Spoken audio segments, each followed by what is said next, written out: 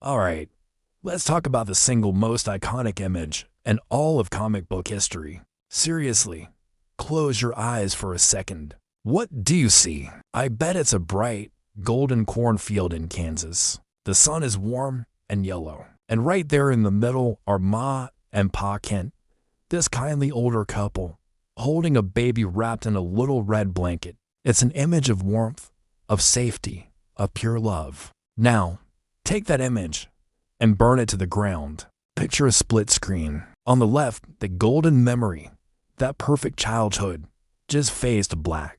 And on the right, a new image rips through the screen. It's a desolate, red dust wasteland that looks more like Mars than Earth. There's no white farmhouse. There are no kind parents. There is only a jag, smoking crater, and a young man standing alone in the howling wind. His hair is long and matted, and he is wearing a suit that looks like it was stitched together from the debris of a dead civilization.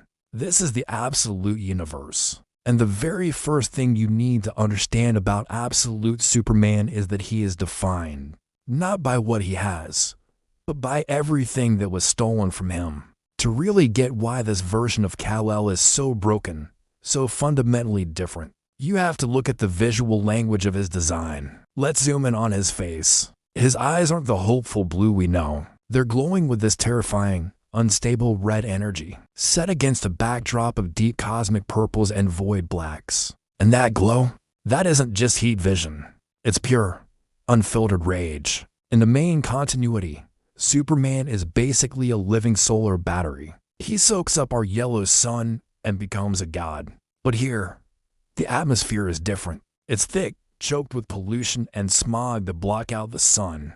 So every single time he uses his powers, every time those eyes flare red, he's not just using energy. He's burning through a limited reserve. He is literally starving himself to save people. This detail, this idea of a starving god, is absolutely crucial. He doesn't have the luxury of a fortress of solitude. He has nothing. The tragedy of his family starts long before his rocket even lands.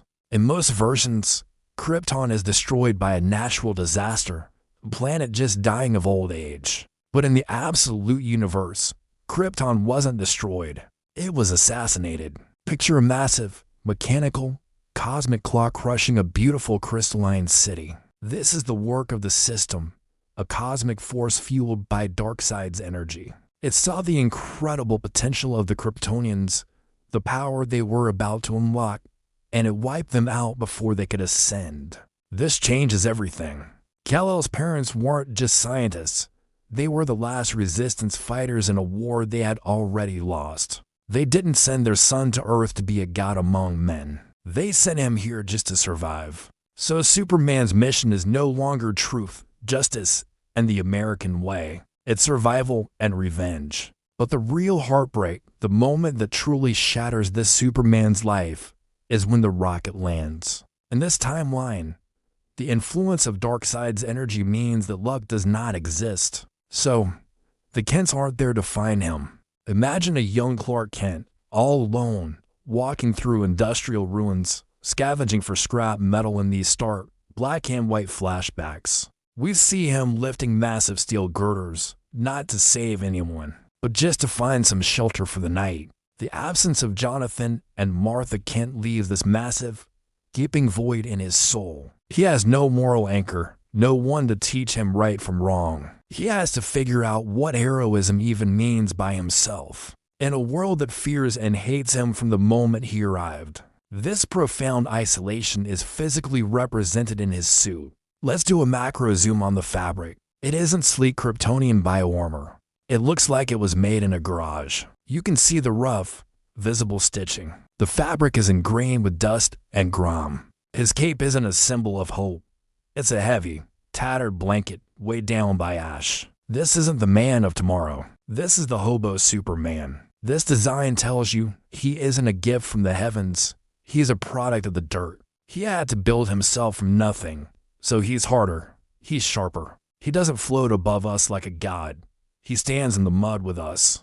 And from day one, he's been hunted. The system sends these drones called peacemakers to purge any anomalies, And he's the biggest anomaly of all. Imagine a swarm of red-eyed robots hunting you through a neon-lit, dystopian city. Imagine growing up where every shadow could be a killer robot waiting to execute you. This is why he can't have a family. It's why he can't get close to anyone. The moment he does, the system targets them. So he stays isolated, not out of arrogance, but to protect the very people he wants to save. There are these heart-wrenching panels where he's just sitting alone on a rooftop, looking up at the stars with this deep, aching sadness in his eyes. There's even a hidden panel detail that tells you everything about his upbringing. When the Superman fights, he doesn't use the classic, noble fighting pose. He fights like a brawler. We see this rapid montage of him just punching wildly,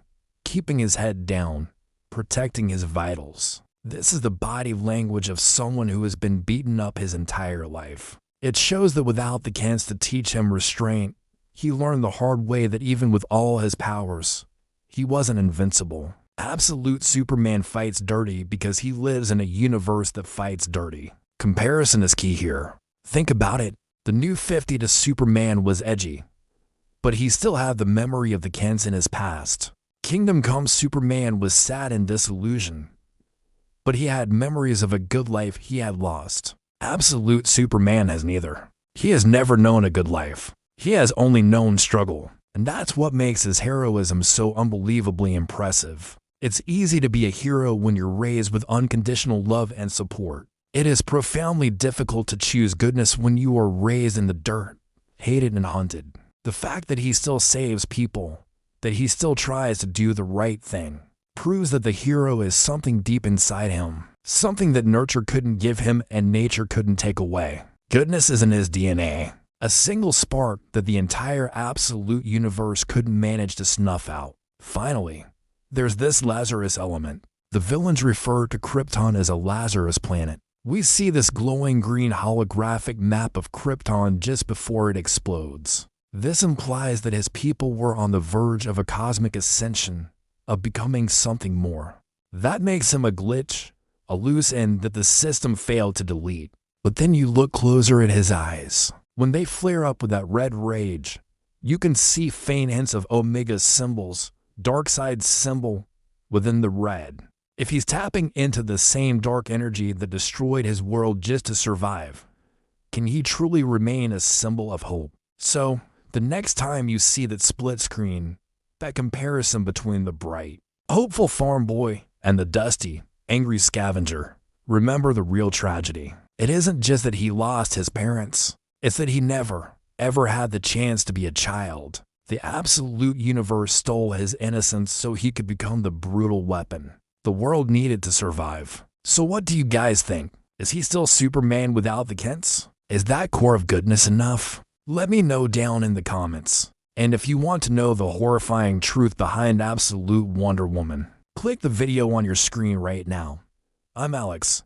This is the Hidden Panel. And remember, the truth is always in the margins. I'll catch you guys in the next one.